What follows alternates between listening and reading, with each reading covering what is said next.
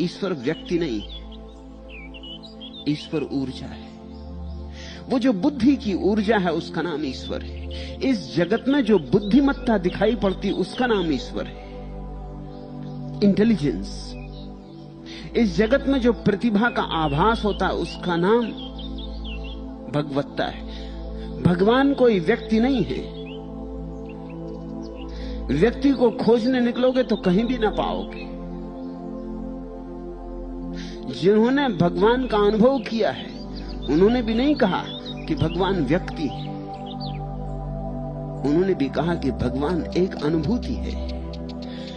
तुम्हारी चैतन्य दशा जब इतनी निखार को उपलब्ध हो जाती कि उस पर कोई सीमा के बंधन नहीं रह जाते, सब उपाधियां जब गिर जाती है, जब तुम निरुपाधि हो जाते, जब तुम्हारी चैतन्य की दशा इतनी शांत और इतनी आनंद मग्न हो जाती कि विचार की एक तरंग नहीं उठती, झील परिपूर्ण शांत होती, तब तुम्हें अनुभव होता है कि तुम्हारी झील कहीं भी समाप्त नहीं होती। तुम्हारी झील किसी विराट झील का हिस्सा है। तुम्हारा ये छोटा सा चैतन्य का दिया किसी विराट महासूर्य की किरणों का हिस्सा है। उस विराट चैतन्य का नाम परमात्मा है। तुम्हारे भीतर उसकी ही एक किरण है, तुम उसके ही एक रूप हो, तुम तक वह आया हुआ है। परमात्मा व्यक्ति नहीं है बल्कि समष्टि में छिपी हुई चैतन्य की शक्ति का नाम है। जड़ में भी वही है, क्योंकि जड़ भी चैतन्य की ही एक अवस्था है, सोई हुई अवस्था। तुम्हारे शरीर में भी वही है, वह उसकी सोई हुई अवस्था है, और तुम्हारे बोध में भी वही है, वह उसकी थोड़ी सी जागती हुई अवस्था है। और जिस दिन तुम बुद्धत्व को उपलब्ध हो जाओगे, परम जागृत हो जाओगे, उस दिन भी वही होगा। वो उसकी परिपूर्ण जागृत अवस्था है जिसके पार फिर और जागना शेष नहीं रह जाता। संक्षिप्त में, परमात्मा व्यक्ति नहीं, इस जगत में छिपी हुई बुद्धिमत्ता है। और बुद्धिमत्ता के प्रमाणों की कमी नहीं। यहां हर चीज इतनी बुद्धिमत्ता से चल रही है कि क्या उसके लिए प्रमाण देना पड़ेगा। तुम एक बीज बोते हो, बीज में निश्चित ही कोई बुद्धिमत्ता है, क्योंकि बीज भली भांति जानता है उसे क्या होना है, आम होना है कि नीम होना है। बीज भली भांति जानता है कि किन पत्तों को उगाना है, वे हरे होंगे कि लाल होंगे कि पीले होंगे। बीज भली भांति जानता है आकाश में कितने ऊपर तक शाखाओं को भेजना है। बीज भली भांति जानता है कि जड़ें कितने दूर गहराई में जल स्रोत की तलाश में जानी चाहिए, तब मैं जीवित रह सकूंगा। तुम वृक्ष की एक शाखा काट दो, तत्क्षण वृक्ष दूसरी शाखा पैदा कर देता है। कमी हो गई उसे पूरी कर लेता है। रात वृक्ष भी सो जाता है, दिन जागता है। और अब तो वैज्ञानिक कहते हैं कि वृक्ष की संवेदना भी है। अब तो वैज्ञानिकों के पास इस बात के प्रमाण हैं। जो सर जगदीश चंद्र बसु ने सबसे पहली दफे प्रमाणित किया था, वो धीरे धीरे इन 50 वर्षों में रोज रोज सघनता से प्रमाणित होता गया है। आज अगर जगदीश चंद्र बसु होते तो उनके आनंद का पार न होता, पारावार न होता, क्योंकि पश्चिम में बहुत सी खोजें इस बीच हुई। उन खोजों को देख के चमत्कार होता है। वैज्ञानिक कहते हैं कि जब कुल्हाड़ी लेके कोई वृक्ष को काटने आता है तो कुल्हाड़ी लाने वाले व्यक्ति को दूर से ही देख के, और वृक्ष की तरफ आ रहा है कुल्हाड़ी लेकर दूर से, अभी आ भी नहीं गया, अभी कुल्हाड़ी की चोट भी नहीं पड़ी, और वृक्ष भय से कपने लगता, जिससे तुम भय से कपने लगोगे कोई अगर तलवार लेके तुम्हारी तरफ आने लगे। हो सकता है सिर्फ मजाक कर रहा हो, तुम्हें मारने ना आया हो, लेकिन तुम्हारे भीतर भय समा जाएगा। अब वृक्षों के भीतर किस तरह के कंपन होते हैं उनको नापने के यंत्र बन गए। जैसे कार्डियोग्राम होता है और तुम्हारे हृदय की धड़कन नापी जाती है और तुम्हारे हृदय की तरंगें नापी जाती हैं। ठीक वैसे ही सूक्ष्म यंत्र बन गए हैं जो वृक्षों के हृदय की धड़कन को मापते। कुल्हाड़ी लेकर आते हुए लकड़हारे को देखते ही वृक्ष के प्राण कब जाते। यंत्र तत्क्षण घबराहट की खबरें देता है कि वृक्ष घबरा रहा है। माली को आते देखकर वृक्ष प्रफुल्लित हो जाता है। यंत्र खबर देता है कि वृक्ष प्रफुल्लित हो रहा है, माली आ रहा है, पानी आ रहा है, प्रेम करने वाला पास आ रहा है। तुम अगर किसी वृक्ष के पास रोज रोज जाके बैठते हो, उसको सहलाते हो, उससे दो बातें करते हो, तो वैज्ञानिक कहते हैं कि वो वृक्ष तुम्हारी प्रतीक्षा करने लगता है। वो रोज उतने वक्त राह देखता है। उसकी आंखें जो हमें दिखाई नहीं पड़ती ऊपर से, लेकिन यंत्र बताता है कि उसकी आंखें तुम्हारी प्रतीक्षा करती हैं। उसके कान जो हमें दिखाई नहीं पड़ते, यंत्र बताता है तुम्हारे पग ध्वनि को सुनते। आते हो कि आज नहीं आते हो तो उदास हो जाता है,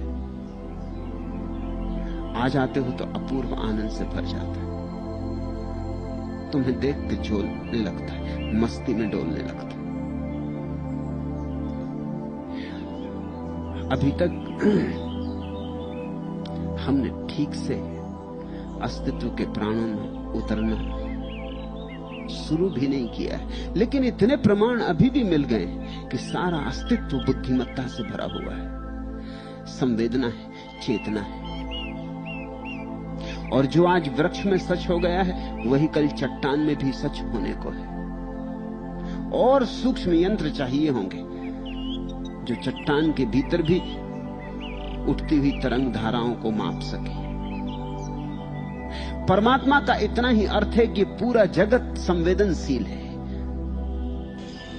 यह जगत संवेदन शून्य नहीं है, और इस जगत के पीछे एक बुद्धिमत्ता है जो चीजों का नियोजन कर रही है। बादरायण कहते हैं, और सांडिल्य बादरायण का उल्लेख कर रहे हैं अपनी बात के पक्ष में, कि कर्म अपने आप में फलदायी नहीं है। कोई कर्म अपने आप में कैसे फलदायी हो सकता है? इस जगत की बुद्धिमत्ता फल देती। ये जगत प्रति संवेदन करता है। ये जगत तुम जो इसके साथ करते हो वही तुम्हारे साथ करता है। कर्म अपने आप में फलदायी नहीं हो सकते। कर्म फलदायी है क्योंकि जगत में एक बुद्धिमत्ता छिपी है जो प्रत्येक कर्म के लिए पुरस्कार देती और दंड देती।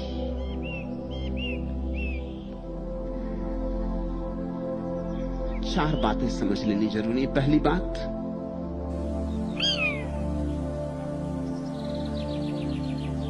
तुम जब भला करते हो तो भला करने के कारण ही तुम्हें अच्छे परिणाम नहीं आते।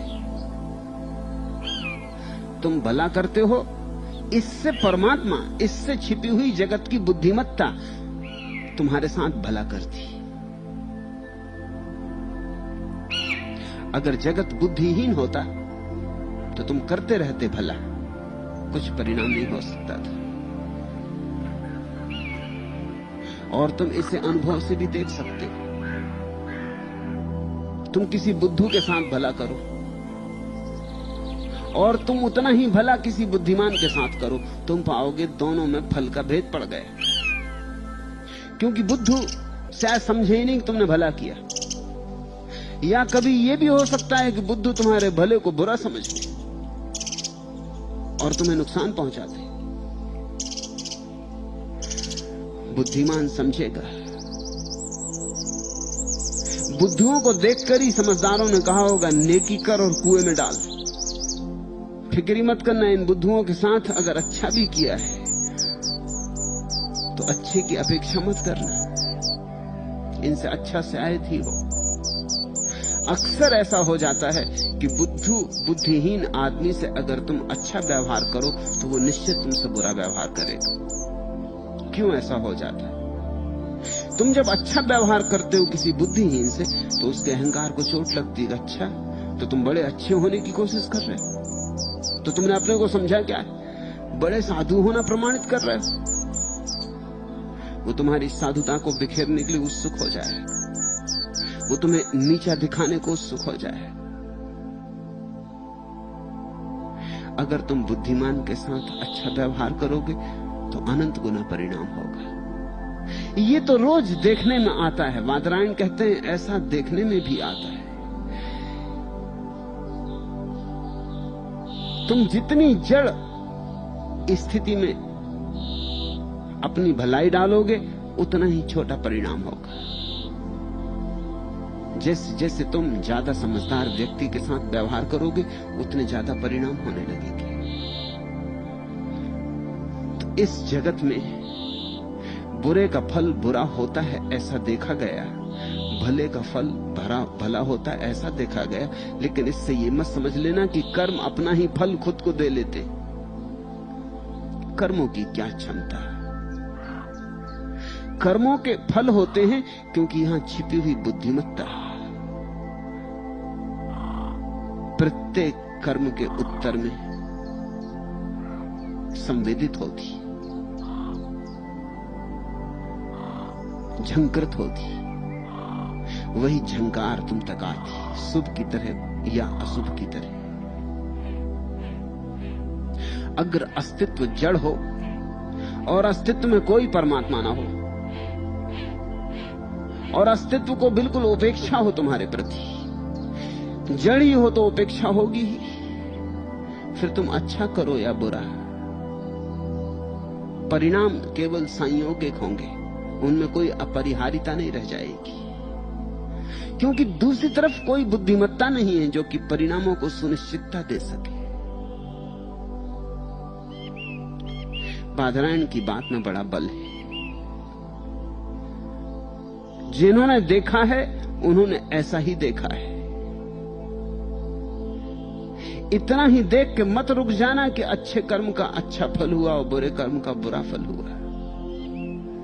जरा और गहरे खोजना तो तुम पाओगे कि अच्छे कर्म के पीछे अच्छा फल आया है, क्योंकि कोई बुद्धिमान शक्ति चारों तरफ से उस अच्छे फल को सराही है। उस अच्छे फल का स्वागत, उस अच्छे कर्म का स्वागत हुआ है। फिर ऐसा भी हो जाता है कि तुम कभी अच्छा करते सोचते हो कि तुम अच्छा कर रहे हो, लेकिन परिणाम बुरे होते। तुम्हें तुम्हारे शुभ कर्म का शुभ फल मिलता हुआ नहीं दिखाई पड़ता। लोग बड़े चिंतित भी हो जाते। मेरे पास लोग आके कहते हैं हमने अच्छा किया, कहते हैं कि अच्छे का फल अच्छा होगा, लेकिन हुआ नहीं। तो मैं उनसे कहता हूं तुम अपनी अच्छाई को खोजना। तुम सोचते थे तुमने अच्छा किया, लेकिन वो अच्छा था नहीं। इसलिए अस्तित्व ने तुम्हें जो प्रतिकार दिया है वो अच्छा नहीं। तुम जरा अपनी अच्छाई में और गौर से उतरना। तुम्हारी अच्छाई में कोई गहरी बुराई छिपी होगी। तुम इस जगत की बुद्धिमत्ता को धोखा नहीं दे सकते।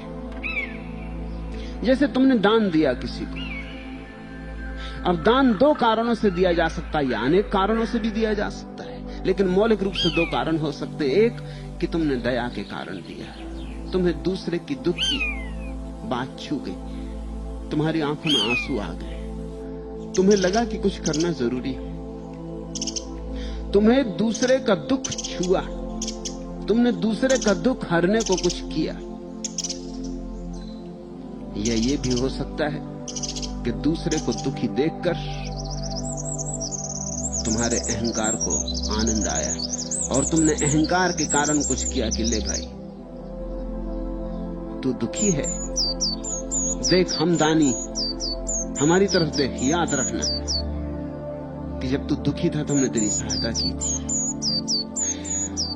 दान या तो दूसरे के दुख के कारण सहज स्फूर्त हुआ या अहंकार से जन्मा कि तुम्हें दानी होने का मौका मिला।